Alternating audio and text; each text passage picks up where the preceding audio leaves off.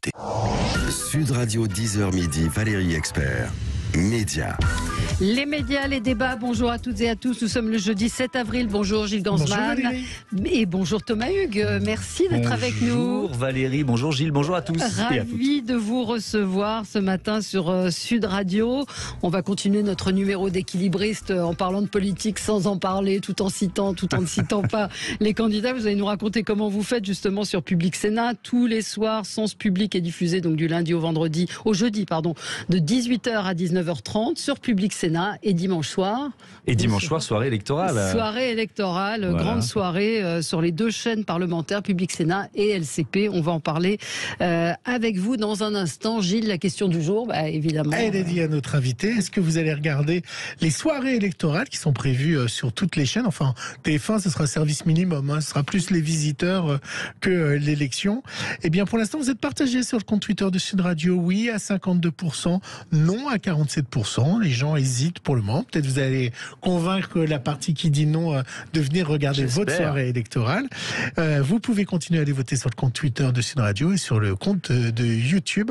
Mais en effet, il y aura 3 grandes soirées, celle du service public de TF1 et celle de la chaîne parlementaire. TF1 qui a décidé de faire plus court, voilà. Thomas Hugues. Je disais, les visiteurs. Les visiteurs. Oui, alors d'ailleurs, ça va être assez amusant parce que je pense qu'il va y avoir un embouteillage de déclarations de tous les candidats entre 20h, 1, 2, 3 et 21h25. Il va falloir se caser à l'heure de plus grande écoute.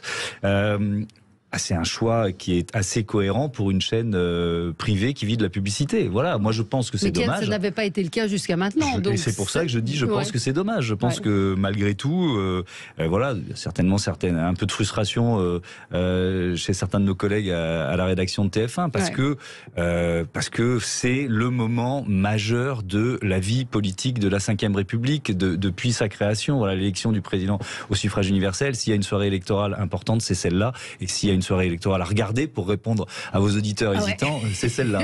Et notamment sur Public Sénat, évidemment. Parce que on va pas faire l'interview maintenant parce qu'on a le zapping d'abord. Alors on passe au zapping puis on posera les questions après. Alors le zapping. Sud Radio 10h midi média, l'instant zapping. Valérie, on est dans la dernière ligne droite. Mon zapping d'aujourd'hui et mon zapping de demain avec Nathalie Saint-Cric ne sera qu'uniquement politique. Mais je tiens à préciser à nos auditeurs que je continue à regarder la télé. Je vois Baba, je vois l'Ukraine, je vois tout ça, je vois les jeux. Mais je ne peux pas pour des histoires de temps. De parole à donc rattraper. Il n'y aura que de la politique, mais j'ai bien regardé la télé. Pour commencer, c'est le caillou dans la chaussure, la tuile au dernier moment, l'affaire McKinsey qui empoisonne la campagne d'Emmanuel Macron après la saisine du parquet national financier. Il a réagi hier sur France 2. On ne va pas embaucher des fonctionnaires pour toute la vie quand ce sont des prestations parfois pour apprendre, pour former nos fonctionnaires, pour faire des choses qu'on veut importer, qui sont faits ailleurs. Et donc, c'est très bien d'avoir ces recours-là. Si c'était excessif en France, on le verrait. Le rapport du Sénat, il montre une chose. On a recours beaucoup moins que les Allemands ou les Britanniques. Donc, il faut faire attention à ce que ça ne remplace pas le travail de nos fonctionnaires, que ça respecte les règles des marchés publics, que ce soit utilisé à bon escient. J'imagine que vous reviendrez là-dessus dans vos débats. 26 secondes et 30 secondes et 30 centièmes, Madame Dusson, comme tous les sons suivants.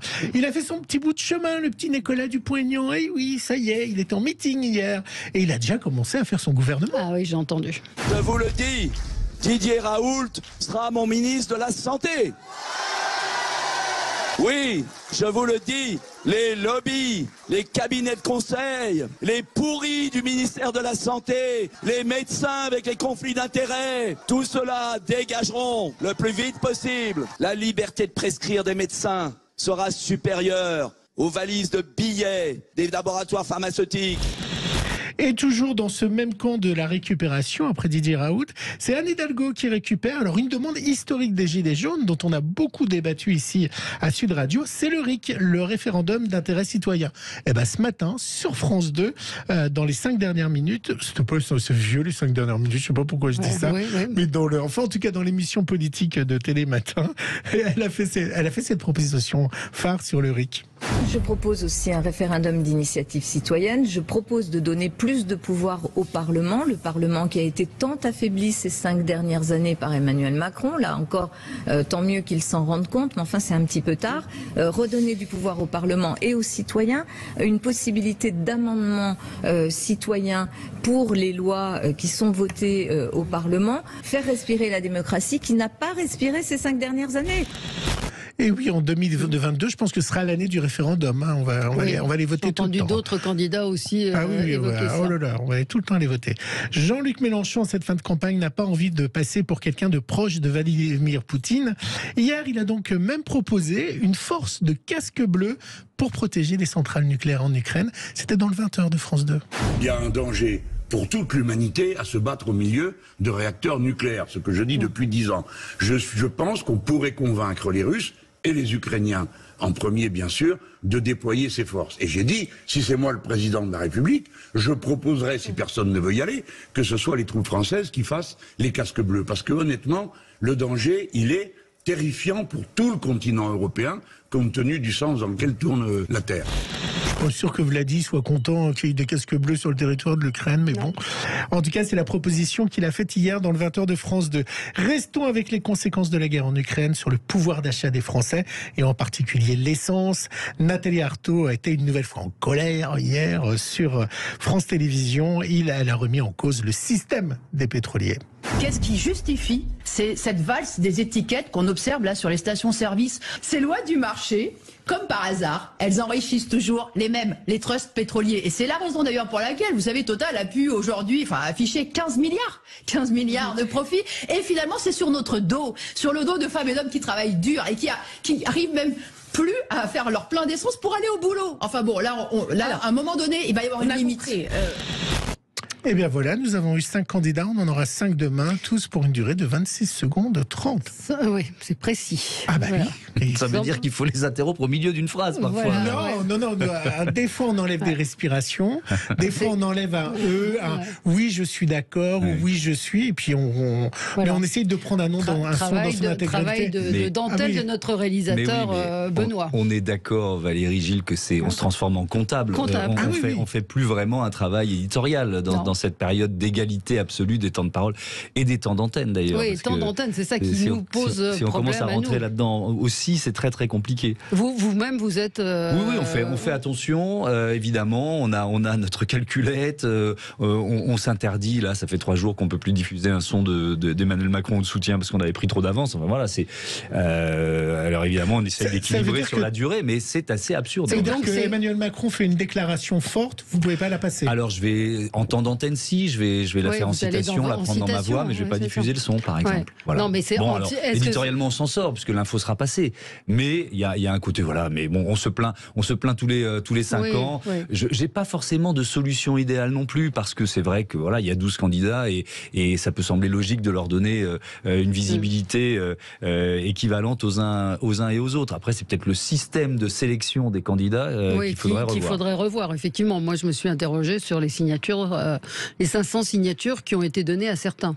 C'est-à-dire que c'est drôle parce que ça fait vraiment partie des marronniers de la presse. Que dans les 2 mois qui précèdent le cut pour déposer les 500 signatures, tout le monde est là, attention, déni de démocratie, certains vont pas l'avoir. C'est parfois un jeu de communication chez certains candidats ou certaines candidates. Et puis après, on se rend compte qu'on a 12 candidats.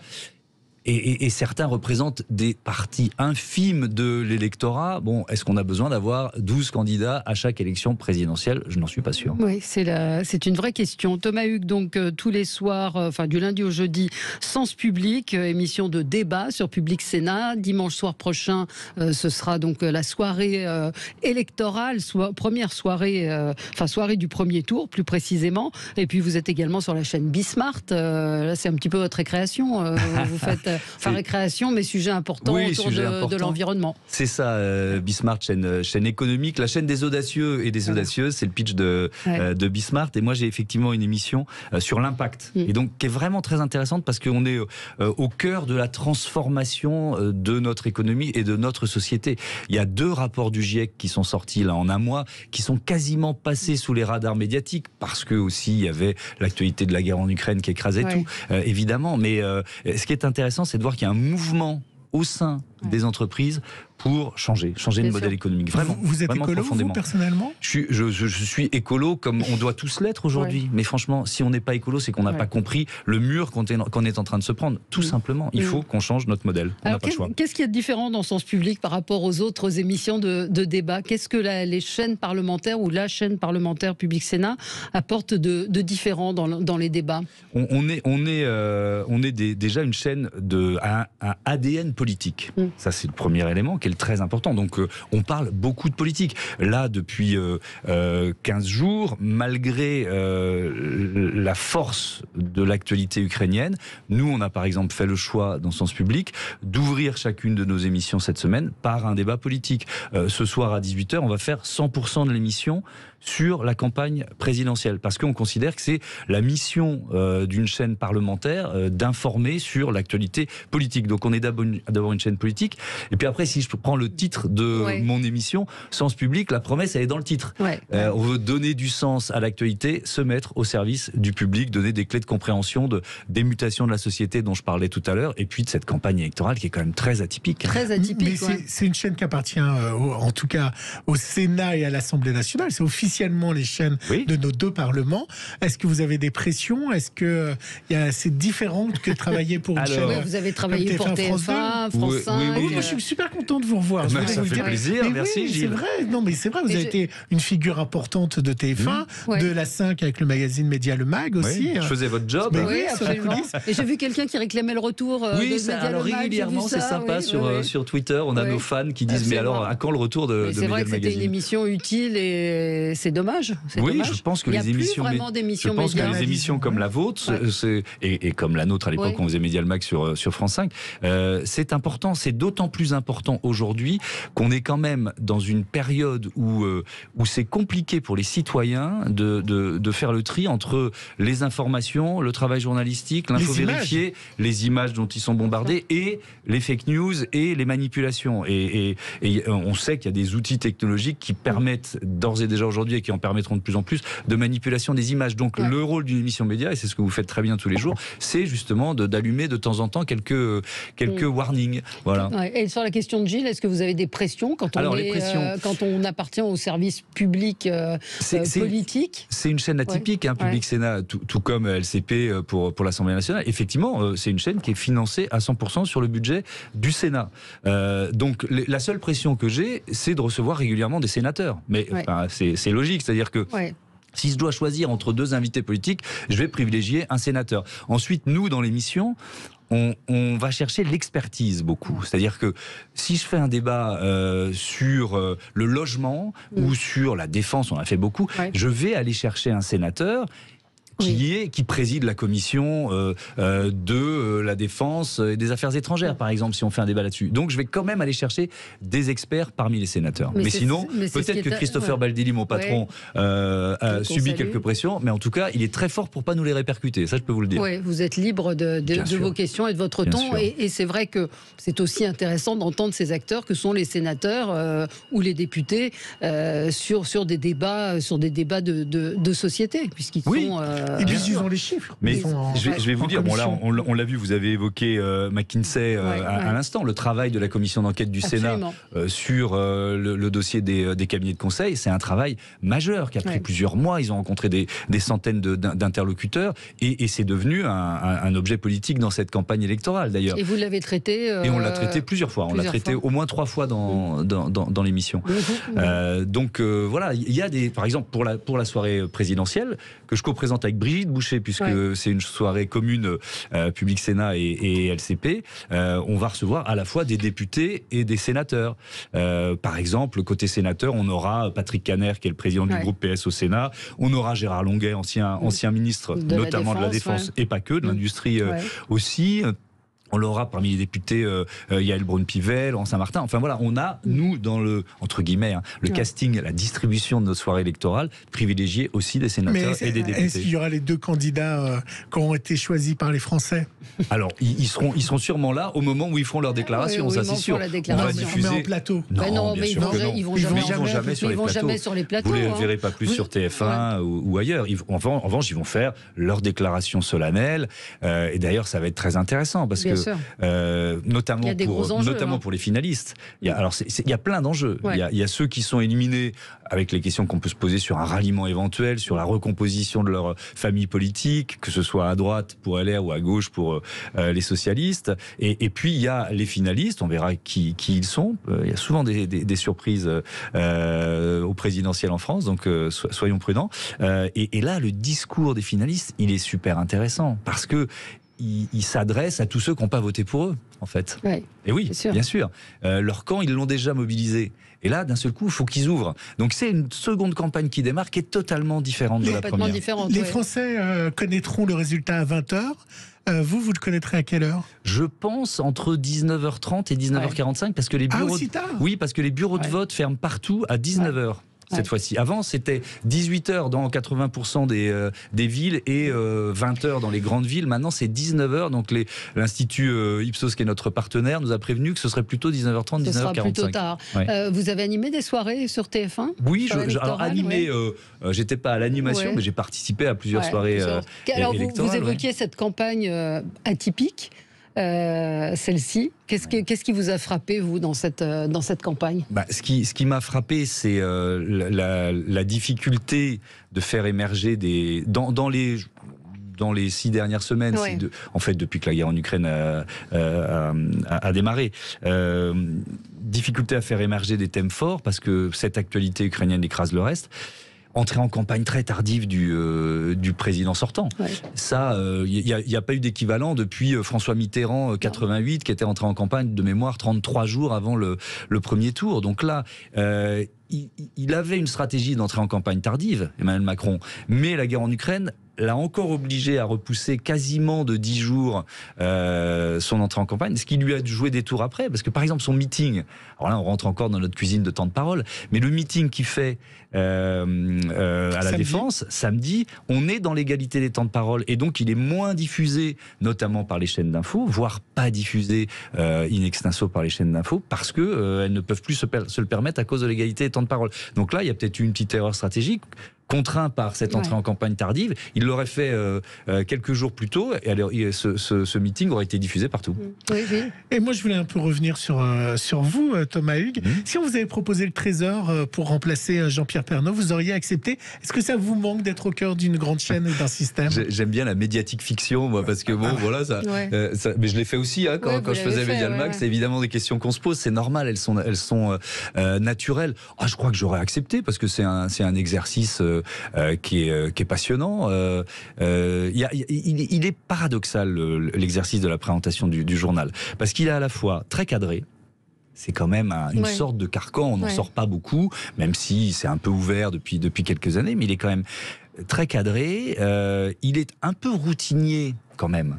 Souvent, on se rend compte qu'on a une mécanique, on a un compte à rebours, on fait la conférence de rédaction toujours à la même heure, etc., etc. Et puis, voilà, une mécanique de journal, c'est X sujets. Et puis, de temps en temps, cette routine, elle explose en vol parce qu'il y a une actualité très forte qui sort 2 heures avant, pendant le journal, et là ça devient encore plus fascinant. Donc c'est pour ça que c'est très intéressant, parce qu'il faut s'adapter à chacun des rythmes, à chacun des temps qui sont des temps médiatiques classiques. Donc retourner dans le système et une grosse machine, vous diriez pas non ? Oui, mais bon, vous savez, je suis très heureux de ce que je fais aujourd'hui. Moi, j'ai beaucoup fonctionné en me disant que c'était le bon moment pour faire ce type d'émission. Quand on a démarré Medial Magazine, c'était la grande transformation numérique de la presse, avec des enjeux majeurs de survie pour certains journaux, pour la presse écrite, avec une transformation des usages de la part de nos auditeurs, des téléspectateurs, des lecteurs. C'était super intéressant d'accompagner cette mutation. Là, par exemple, Bismart, si j'ai dit OK pour présenter cette émission sur Bismart, c'est parce qu'il y a la transition écologique, l'enjeu majeur de changer le modèle auquel on est confronté tous ensemble, collectivement. Et je trouvais que c'était le bon moment de faire une émission là-dessus, voir comment l'économie se transforme. La radio vous manque ? Ouais, c'est clair, j'adore ce qu'on fait là. C'est un média super, la radio. C'est un média de proximité, c'est un média d'instantanéité. Et puis vous aviez une émission originale sur RTL. C'était sympa, la curiosité. La curiosité, c'était vraiment différent. Vous regardez les politiques chez Cyril Hanouna, vous en pensez quoi? Pas beaucoup, je vais vous faire un aveu, je regarde assez peu la télé en fait. C'est vrai? Je regarde la télé en... Vous regardez les plateformes, les films? Ouais, je regarde le sport, parce que je suis fan de sport. Je regarde les grandes émissions de temps en temps. Et pas énormément d'émissions de flux. Après, si j'anticipe votre question, c'est pas nouveau en fait, et je nie pas à Cyril Hanouna la capacité à interviewer des politiques, mais on est dans un exercice qui a été pratiqué depuis des décennies où des politiques vont dans des espaces médiatiques. Chez Drucker à l'époque. Oui, chez Drucker. Ça avait choqué à l'époque. Oui, ou même avant ça. Oui, il y avait eu Star à domicile. Pas Star à domicile. C'était quoi l'émission avec Anne Sinclair et C'était Bonne Colle. C'était pas politique à domicile, mais parce que c'est pas un très bon titre, mais il y avait ça dedans. Bref. Mais donc voilà.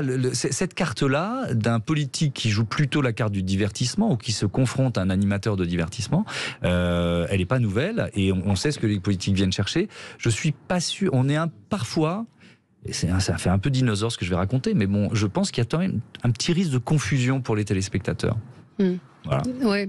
Mais ils ont joué aussi là-dessus, les politiques. Mais bien sûr, c'est ce que je disais. Ils y trouvent leur avantage. Ils y trouvent aussi leur avantage. C'était Question à domicile. Bravo. Avec Anne Sinclair et Pierre-Luc Séguillon. Est-ce que vous l'avez trouvé tout seul ou est-ce que vous avez utilisé votre deuxième cerveau? Qui m'a gentiment donné la réponse. Non, moi non plus, je me souvenais plus. Mais effectivement, il y avait ce côté où il fallait humaniser un petit peu les politiques et les rendre... Ce que fait Karine Le Marchand aussi sur M6 aujourd'hui. Voilà. Donc cette soirée, vous préparez comment pour la soirée électorale? On a fait plusieurs réunions avec toutes les équipes de Public Sénat et d'LCP.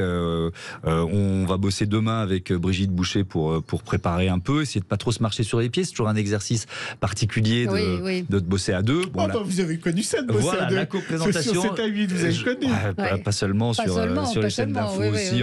C'est ça qui a marqué. Et puis vous étiez avec votre compagne. Vous connaissez ou pas avec Brigitte Boucher? Non, je la connaissais pas et c'est super. On a présenté ensemble un événement avec les élus locaux. Vous savez le grand oral que plein de secteurs d'activité proposent aux candidats. Donc là, il y avait 10 des 12 candidats qui étaient face aux élus locaux. Donc on a co-animé ça. C'était diffusé en direct sur nos deux antennes. Voilà, c'est super facile de travailler avec Brigitte. Elle est hyper pro, elle est sympa. Enfin bref, ça va très, très bien se passer. Mais ce qui est drôle, c'est qu'on va préparer des trucs. Oui, puis ça va exploser en vol parce qu'une soirée électorale, c'est ça le principe. Ça dépend des deux candidats. Mais bien sûr, ça dépend des finalistes, ça dépend des déclarations des uns et des autres. Là, ça vous a pas échappé, le parti LR est dans un moment un peu compliqué. Voilà. Il n'y a pas que les socialistes aussi. Voilà. Il n'y a pas que, mais la question du futur de LR et d'une scission éventuelle se pose. Et donc là, pour faire le choix des représentants LR sur les plateaux des soirées électorales, ça a été très compliqué. Il y avait un communiqué hier pour dire qu'une liste serait donnée de ceux qui sont habilités. Parce que si certains disent on va chez Zemmour ou on va chez Marine Le Pen et d'autres disent on va rejoindre Macron, c'est pas la même ligne. Donc ça va être compliqué. Vous iriez chez CNews? J'y retournerai pas là aujourd'hui. Voilà. Parce que vous avez fait iTélé à l'époque. Ça a été une période, mais j'ai fait CNews pendant 1 an et demi. Ça a été une période de ma vie. Là aujourd'hui, je me sentirais pas forcément à l'aise avec la ligne éditoriale de CNews. Voilà, je dis les choses cash. C'est ce qui était derrière ma question. La réponse est claire. Un auditeur nous demande un mot sur Jean-Pierre Pernaut. Vous avez bien connu Jean-Pierre, évidemment. Jean-Pierre, c'est quelqu'un qui m'a donné ma chance. C'est pas lui qui a décidé que j'allais le remplacer au 13h, mais je pense que s'il avait mis un veto, ça se serait pas passé. Et c'est moi je suis un gamin. J'ai quoi je me souviens même plus. J'ai 27 balais. J'ai 27 balais quand je fais mon premier 13h.